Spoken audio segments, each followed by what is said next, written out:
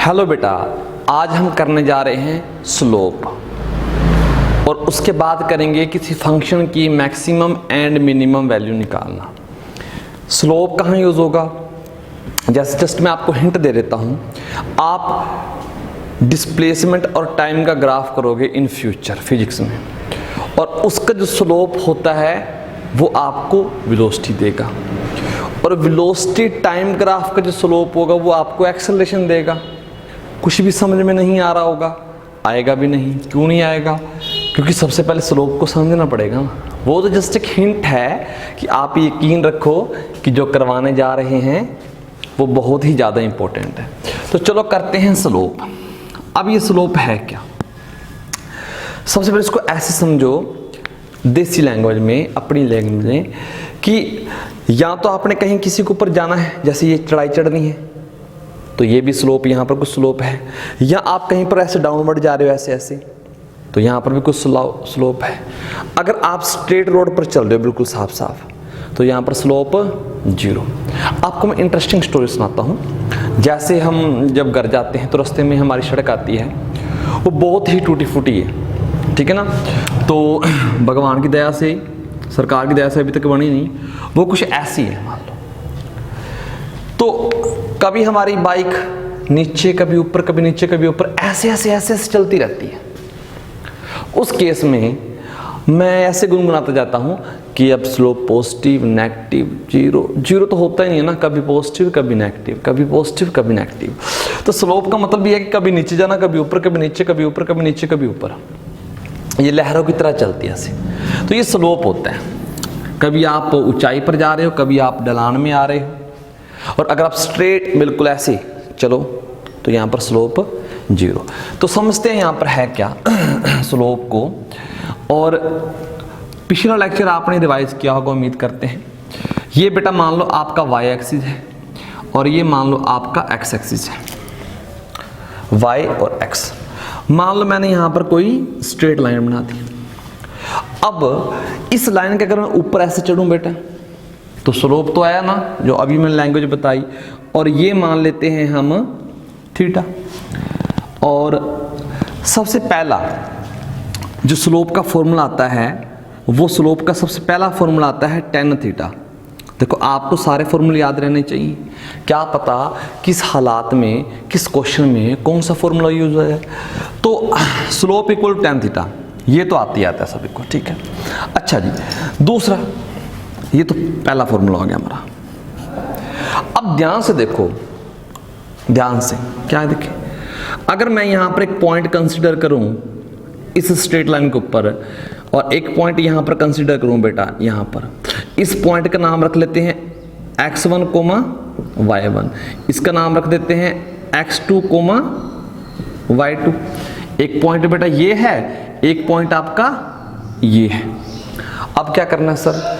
ध्यान से देखो, अगर ये लाइन है तो इसके पैरेलल एक लाइन आप यहाँ पर कंसीडर कर सकते हो, पैरेलल लाइन, और एक लाइन आप ऊपर से यहाँ पर ले सकते हो, ये वाली। तो ये ट्रायंगल बन गया। और एक रिजल्ट होता है छोटी क्लासों में, अगर आपको याद ना हो, कि अगर ये लाइन और ये लाइन पैरेलल हो, ये वाली, तो ये एंगल और ये एंगल सेम होता है, यानी कि ये एंगल भी कितना आएगा आपका?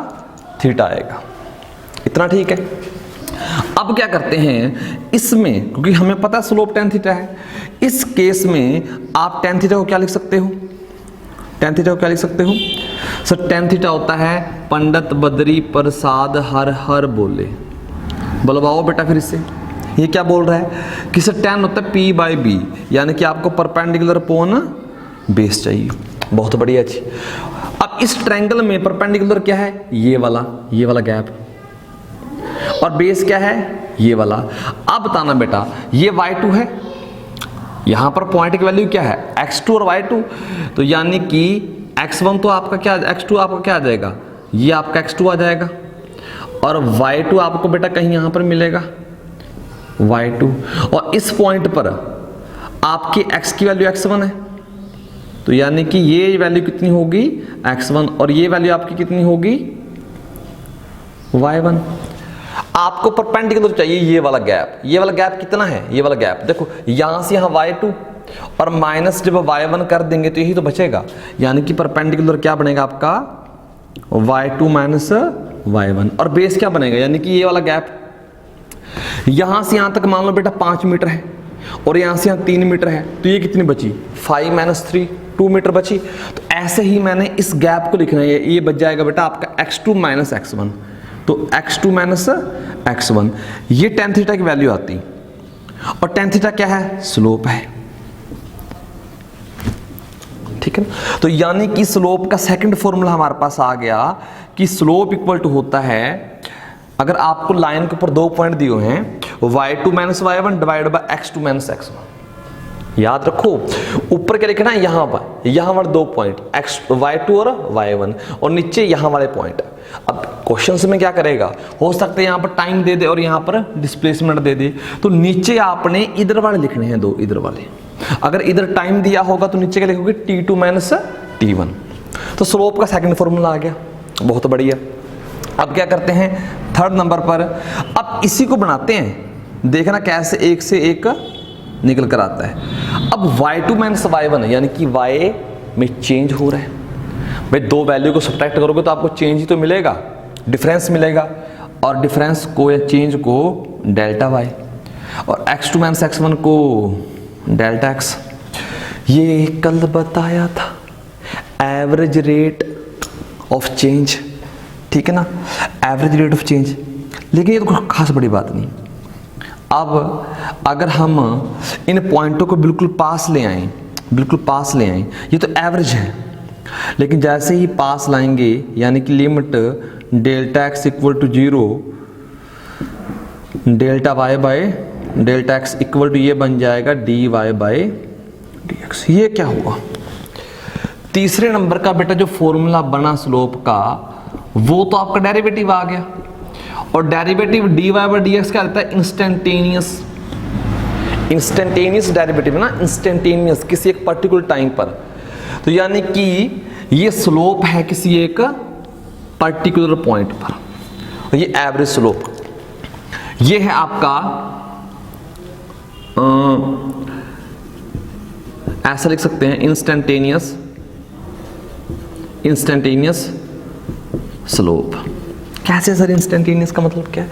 आप इस वहम में मत रहना कि जो स्लोप है वो हमेशा कांस्टेंट ही रहेगा, मतलब स्लोप हमेशा क्या रहेगा, सेम ही रहेगा। इस वहम से निकल जाओ बेटा। ये ग्राफ है ना, तो ग्राफ तो ऐसा भी हो सकता है, मान लो बेटा आपका ये आपका y एक्सिस है, ये आपका x एक्सिस है। ग्राफ तो आपका ऐसा भी हो सकता है ना, या नहीं हो सकता? हो सकता है। तो फिर क्या करें, अब यहां पर देखो, अगर मैं इस पॉइंट पर थीटा देखना चाहता हूं, इस पॉइंट पर, तो मुझे एक टेंजेंट ड्रॉ करना पड़ेगा, यानी कि एक लाइन ड्रॉ करनी पड़ेगी जो इसको टच करते हुए जा रही है, तो ये बना आपका थीटा। अगर मैं इस पॉइंट पर टेंजेंट ड्रॉ करता हूं तो मुझे ऐसे टच करके देखना पड़ेगा, ये थीटा। यानी कि जैसे जैसे हम आगे बढ़ रहे हैं थीटा बढ़ रहा है, अगर थीटा बढ़ेगा तो tan थीटा बढ़ेगा, चेंज होगा, स्लोप डिफरेंट हो सकता है।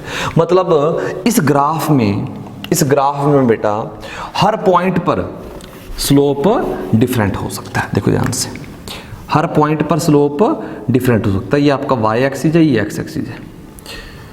अब ये जो ग्राफ हमने बनाया, आपने क्या करना होता है, मार्कर लेना होता है। तो मार्कर यहां पर रखकर देखो, ये मार्कर पहले कुछ एंगल और बना रहा है, आगे कुछ और बना रहा है, उससे आगे कुछ और बना रहा है। अगर इस मार्कर का मुंह आगे से ऐसे उठ रहा है तो मतलब चेंज हो रहा है एंगल, और थीटा चेंज होगा तो tan थीटा भी तो बदलेगा ना, तो स्लोप क्या होता रहेगा, चेंज होता रहेगा। तो अब जब स्लोप चेंज हो रहा है तो किसी पर्टिकुलर टाइम पर, किसी पर्टिकुलर पॉइंट पर स्लोप की वैल्यू अलग अलग हो सकती है, तो वो देता है आपका डेरिवेटिव dy बाय dx। यानी कि y, अगर यहां पर y लिखा है, यहां पर x लिखा है, अगर यहां पर y लिखा है, यहां पर x लिखा है, तो स्लोप क्या बन जाता है आपका, स्लोप बन जाता है dy बाय dx। लेकिन अगर मैं आपसे ये कहूं कि बेटा यहां पर ऐसा करते हैं, यहां पर मैंने x लिख दिया, यहां पर t लिख दिया, इसका स्लोप क्या आएगा? देखो स्लोप क्या होता है, समझ लो कंसेप्ट को। यहां पर जो ऊपर लिखा है उसका देखना d, तो यानी कि ये आ जाएगा dx। और नीचे क्या आ जाएगा डी टी, ऐसे लिखना है। जो यहां पर है वो ऊपर, जो यहां पर है वो नीचे, तो इसका स्लोप आ जाएगा D x by D T. I think बात क्लियर होगी होगी। अब कुछ बातें और ध्यान से देखते हैं स्लोप के बारे में कि स्लोप है क्या। बहुत परेशान करता है बेटा, स्लोप बहुत परेशान करता है।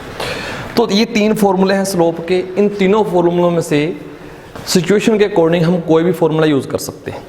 अब क्या करते हैं, आप ध्यान से देखो, क्योंकि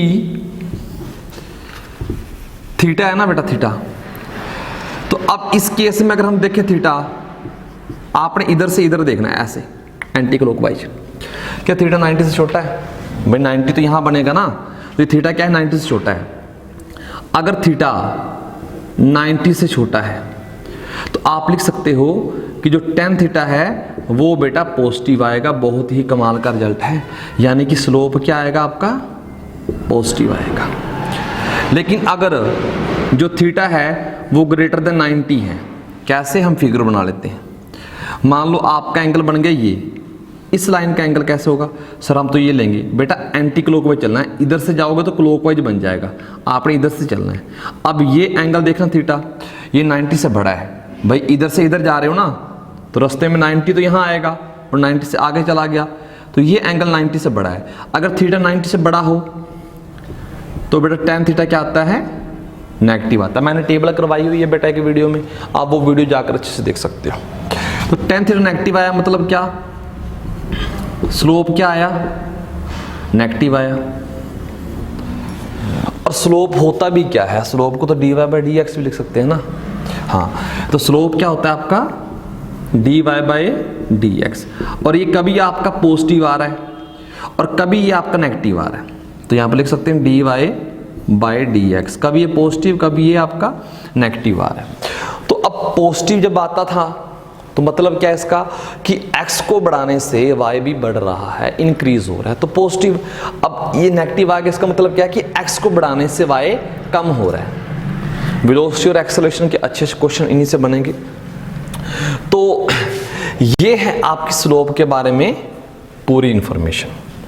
स्लोप क्या क्या होता है, इसी इंफॉर्मेशन को आप बेस मानकर आगे अच्छे क्वेश्चन कर सकते हो। तो स्लोप से रिलेटेड तो बेटा यही है, जो भी डाटा है स्लोप से रिलेटेड यही है। अब नेक्स्ट करते हैं किसी फंक्शन। अच्छा एक बात और बताओ मुझे, चलो एक बात और बताओ, यहाँ पर लिख लेते हैं, ये बॉक्स बना दिया मैंने। ओके,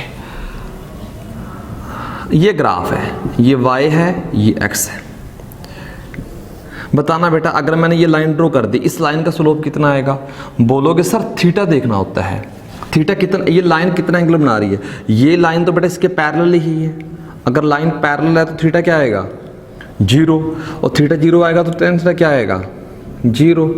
और tan 0 मतलब 0, और मतलब स्लोप क्या आएगा, 0। मैंने आती तो बताया था कि अगर आप पैरेलल रोड पर यानी कि एक लेवल रोड पर चल रहे हो तो स्लोप 0, नीचे जाओगे तो स्लोप नेगेटिव, ऊपर जाओगे स्लोप पॉजिटिव, इस हिसाब से, ठीक है ना। तो यहाँ से हम कर सकते हैं। चलो जी, ये हो गया। अब नेक्स्ट करते हैं किसी फंक्शन की मैक्सिमम और मिनिमम वैल्यू निकालना। देखा बेटा आपने, स्लोप भी किससे रिलेट कर गया, डेरिवेटिव से, यानी कि डेरिवेटिव जान है फिजिक्स की जान, और जान के बिना आदमी जीता नहीं रहता। ओके, करते हैं जी। अब करते हैं next topic, maximum and minimum value of a function. आपने मैक्सिमम और मिनिमम वैल्यू निकालनी है किसी फंक्शन की। तो कैसे निकालते हैं मैक्सिमम मिनिमम वैल्यू। अब इसके लिए सबसे पहले हम ग्राफ बनाते हैं। मान लो अगर ये हमने y एक्सिस मान लिया, ये हमने x एक्सिस मान लिया। अब फंक्शन है कोई बेटा, फंक्शन का ग्राफ तो होता ही होता है, ग्राफ कैसा भी हो सकता है। अब ध्यान से देखो, अगर ये कुछ ग्राफ मैंने बना दिया, ऐसा कुछ ग्राफ, इस फंक्शन की जो मैक्सिमम वैल्यू आई, मान लो ये ग्राफ है आपका, ये वाला, इस फंक्शन की मैक्सिमम वैल्यू कहां पर है। आपको सर ऐसे ऐसे मैं जा रहा था, ऐसे ऐसे ऊपर करते करते करते करते ये मैक्सिमम वैल्यू है। और अगर ये मैक्सिमम वैल्यू है तो इसके अगल बगल जो काम रहेगा इधर से भी डाउन रहेगा, इधर से भी डाउन रहेगा, क्योंकि ये सबसे मैक्सिमम है। जैसे ये मैक्सिमम है तो इधर भी डाउन, इधर भी डाउन, तो ये सबसे मैक्सिमम। और मिनिमम वाला क्या काम बनेगा, ये वाला मिनिमम। तो मिनिमम तभी होगा ना जब उसके अगल बगल वाले उससे बड़े होंगे, ऊपर होंगे, तो ये मिनिमम। इसकी वैल्यू निकालनी हमने, कितनी होगी, कैसे निकालेंगे। अब ध्यान से बेटा कुछ कंसेप्ट करते हैं। मान लो फंक्शन दे दिया आपको y फंक्शन है x का। अभी क्वेश्चन भी करवाएंगे, डोंट वरी। जिस पॉइंट पर बेटा वैल्यू मैक्सिमम है, अगर आप उसके ऊपर टेंजेंट ड्रॉ करो और जिस पर मिनिमम वैल्यू उसके ऊपर टेंजेंट ड्रॉ करो, ये जो टेंजेंट आ रहे हैं बेटा इन दोनों पॉइंटों पर, यानी कि स्लोप लेंगे इसका। अब ये टेंजेंट ये वाला जीरो एंगल बना रहा है, ठीक है ना। तो मतलब क्या है कि जिस पॉइंट पर वैल्यू मैक्सिमम है या फिर मिनिमम है, दोनों पर टेंजेंट क्या बनाएंगे, पैरेलल बन जाएंगे, तो एंगल कितना आएगा, 0। तो सबसे पहली बात नोट करते हैं कि एट मैक्सिमम एंड मिनिमा, तो जो फंक्शन का डेरिवेटिव है यानी कि dy बाय dx है। स्लोप तो यही होता है ना बेटा, स्लोप 0 आएगा। स्लोप 0 कैसे आ गया सर, बेटा थीटा 0 तो tan थीटा 0, थीटा 0 और tan 0 कितना होता है, 0, थीटा की वैल्यू डाल दी। और स्लोप भी क्या होता है, tan dy बाय dx, तो ये भी क्या आ गया, 0, यानी कि डेरिवेटिव क्या आना चाहिए, 0। अब कंफ्यूजन ये वाली है कि डेरिवेटिव तो 0 आ गया, बट हमें ये नहीं पता चला कि उस डेरिवेटिव जहां 0 आ रहा है वहां पर मैक्सिमम है कि मिनिमम है, ये नहीं पता चला। तो सबसे पहले अब देखिए ध्यान से, सबसे पहले एक तो जब भी मैक्सिमम या मिनिमम आपने वैल्यू निकालनी है ना, फाइंड आउट करनी है, तो पहला स्टेप क्या है, तो फर्स्ट स्टेप है बेटा आपका, हमें पता है कि डेरिवेटिव 0 होता है, तो फाइंड dy बाय dx, ये पहला स्टेप है कि डेरिवेटिव तो निकालो पहले। सेकंड स्टेप क्या आएगा, उस डेरिवेटिव को क्या रख दो, 0 रख दो, क्योंकि पता है जहां पर डेरिवेटिव 0 होगा वहीं पर मैक्सिमम मिनिमम वैल्यू मिलेगी, तो हमने पुट कर दिया। अब आता स्टेप थर्ड। स्टेप थर्ड में क्या करना है, आपने डबल डेरिवेटिव निकालना है, d² y बाय dx²। अब देखो जब डेरिवेटिव को 0 पुट करोगे, कॉमन सी बात है वहां पर आपको x की वैल्यू मिलेगी। अभी लिख लो, x की वैल्यू मिलेगी। हो सकता है x की वैल्यू एक मिल जाए स्माइली और दूसरी मिल जाए ये वाली, मान लो 2 मिलेगी, एक भी मिल सकती है, 3 भी मिल सकती है, जितनी मर्जी मिल सकती है। तो मान लो 2 वैल्यू मिल गई। अब आपने डबल डेरिवेटिव निकाल लेना है। तो अब क्या चेक करना है, स्टेप 4 में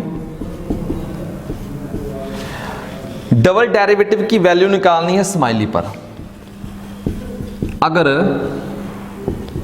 d² बाय dx² आपका पॉजिटिव आ जाता है at x equal to smiley, अभी क्वेश्चन करेंगे बेटा तब क्लियर होगा कंसेप्ट। अगर ये पॉजिटिव आ गया तो x इक्वल टू स्माइली पर क्या मिलेगा आपको, मिनिमा। बेटा उल्टा होता है, अगर डबल डेरिवेटिव पॉजिटिव आ जाए तो मिनिमा, और अगर डबल डेरिवेटिव आपका नेगेटिव आ जाए at x equal to smiley, तो जो आपका x इक्वल टू स्माइली है इस पर क्या मिलेगा आपको, मैक्सिमम। ऐसे ही आपने दूसरे पॉइंट को भी चेक करना है, ऐसे आपको दूसरे पॉइंट को भी चेक करना है।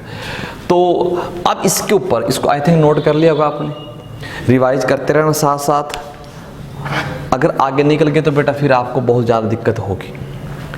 टाइम नहीं निकलता सर, बहुत काम होता है, तो बेटा टाइम तो निकालना पड़ेगा ना। हर काम के लिए टाइम निकल जाता है, हर काम के लिए, तो स्टडी के लिए भी निकालो। अभी दुनिया की टेंशन छोड़ दो कि इधर क्या चल रहा है, उधर क्या चल रहा है, व्हाट्सएप पे क्या चल रहा है, फेसबुक पे क्या चल रहा है, इंस्टा पे क्या चल रहा है, सभी को छोड़ दो। अभी आपने अपने फ्यूचर के लिए काम करना है, ठीक है ना। आज काम कर लोगे, आगे कुछ बन जाओगे, कुछ नॉलेज मिलेगी। नॉलेज बेटा कभी भी बेकार नहीं जाती। और जब आपको हैबिट हो जाएगी ना काम को छोड़ने की, तो लाइफ में आगे बड़े बड़े काम भी जब आएंगे ना आपके सामने, तो आप छोड़ दोगे, क्योंकि आपकी आदत बन चुकी है। होता नहीं है, कैसे होगा, इतना टफ है, इतना डिफिकल्ट है। लेकिन जब हैबिट है कि काम को पकड़ लिया तो करके छोड़ेंगे, आज से हैबिट बना लो, ठीक है ना। अगर कुछ चीज़ टफ लग रही है उसको करके छोड़ देना है, उसके बाद चाहे देखे चाहे ना देखे, हैबिट में आ गया भी हाँ भी हमें करने की आदत है, ये आगे फ्यूचर में बहुत काम आने वाली है, ठीक है ना। चलो जी, अब इसके ऊपर करते हैं क्वेश्चन। क्वेश्चन क्या करना है देखते हैं, ठीक है। एक फंक्शन लिखते हैं एफ एक्स, या फिर लिख लो बेटा y, y equal to x square minus x. ये फंक्शन लिख दिया। तो क्या कह रहा है, find maximum and minimum value of y equal to x square minus x. इसकी मैक्सिमम और मिनिमम वैल्यू निकालना। तो मैक्सिमम मिनिमम वैल्यू के लिए पहला स्टेप क्या था, डेरिवेटिव करना। उम्मीद करते डेरिवेटिव आता होगा। तो इसका डेरिवेटिव 2 आगे आ गया और ये बचा x की पावर 1 और माइनस x का डेरिवेटिव 1 आ गया। सेकंड स्टेप बेटा इसको 0 पुट कर दो, 2x माइनस 1, और 0 पुट किया तो यहाँ से x की वैल्यू क्या निकलेगी, इसको 1 को इधर ले आओ, 2x, x इक्वल टू 1/2, ये x की वैल्यू 1 ही निकली। अब क्या करना था नेक्स्ट स्टेप बेटा, आपने डबल डेरिवेटिव करना है। तो सिंगल कर दिया, d square y by d x square, वो आ गया आंसर 2। अब हमें x इक्वल टू 1/2 पर चेक करना होता है, लेकिन किस्मत से यहाँ पर x की वैल्यू कुछ दिखी नहीं, तो सीधा सीधा 2 है, और 2 क्या है बेटा, पॉजिटिव है। तो x इक्वल टू 1/2 आपको क्या मिले देगा, at x equal to 1 y is minimum, आपको मिनिमम वैल्यू मिलेगी। याद करो डबल डेरिवेटिव अगर पॉजिटिव आ जाए तो मिनिमम, नेगेटिव आ जाए तो मैक्सिमम। एक क्वेश्चन तो बेटा ये हो गया आपका। एक क्वेश्चन और करते हैं इसके जैसा ही, उम्मीद करते हैं आपने नोट कर लिया होगा। एक क्वेश्चन और कर लेते हैं। इस बार क्या करते हैं, इस बार हम x क्यूब कर लेते हैं मान लो, और यहां पर क्या मान लो x स्क्वायर, चलो x ही मान लो यहां पर भी। चलो तो सबसे पहले आपने मैक्सिमम मिनिमम वैल्यू निकालनी, तो dy बाई डी एक्स करो, तो डेरिवेटिव क्या आ जाएगा, 3x स्क्वायर, ये आ जाएगा -1, ठीक। अब यहाँ से आपने इसको 0 रखना है, तो 3x स्क्वायर -1, और इसको ले आओ इधर, तो यानी कि 3x स्क्वायर इक्वल टू 1 आ गया। तो x स्क्वायर इक्वल टू 1/3, और x स्क्वायर आ जाएगी +-1/√3। हौसला रखो, कोई बात नहीं, ऐसी वैल्यू आ गई तो x की 2 वैल्यू आई, एक +1/√3 और एक -1/√3। अब डबल डेरिवेटिव करना बेटा, इसका डबल डेरिवेटिव, इसका करना है डबल डेरिवेटिव करना, d square y by d x square. तो इसका डबल डेरिवेटिव 2 आगे जाएगा 6x, और माइनस इसका 0 आ जाएगा। अब आपके पास 2 वैल्यू हैं, तो सबसे पहले डबल डेरिवेटिव में क्या निकालो, आपने इसकी वैल्यू निकालनी है किस पर, x क्या डाल दो 1/√3, तो 6 मल्टीप्लाई 1/√3, तो साफ साफ दिख रहा है कि वैल्यू पॉजिटिव है। पॉजिटिव है तो x इक्वल टू 1/3 बेटा क्या देगा, at x equal to 1/3 y is minimum, और at x equal to -1/3 double derivative बेटा क्या बनेगा आपका, साफ साफ देख सकते हो। डबल डेरिवेटिव में क्या डाल दो, x को -1/, तो 6, तो माइनस आगे आ गया, तो ये बन गया, ये नेगेटिव ही है ना, ये है, तो आपका x इक्वल टू -1/√3 सॉरी,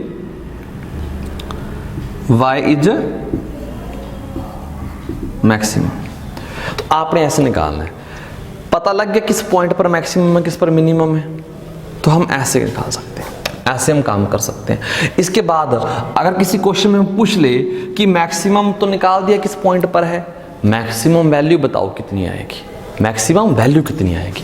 तो मैक्सिमम वैल्यू निकालनी है तो 4 मैक्सिमम वैल्यू, या मिनिमम भी निकाल सकते हो, वो आप खुद निकाल लेना। मैक्सिमम वैल्यू बेटा किस पॉइंट पर मिल रही है, -1/√3। तो ये आ जाएगा y इक्वल टू, इसमें डाल दो बेटा -1/√3 का क्यूब और -1/√3। इसको सिंप्लीफाई कर लेना तो आपको आंसर मिल जाएगा। ठीक है, इस वीडियो में इतना ही। उम्मीद करते हैं आप साथ साथ काम करते रहोगे, और अगर साथ साथ करते रहोगे तो परफॉर्मेंस धीरे धीरे इंक्रीज होती रहेगी और आपको फिजिक्स पसंद आ जाएगी, अच्छी लगने लग जाएगी। Okay, take care.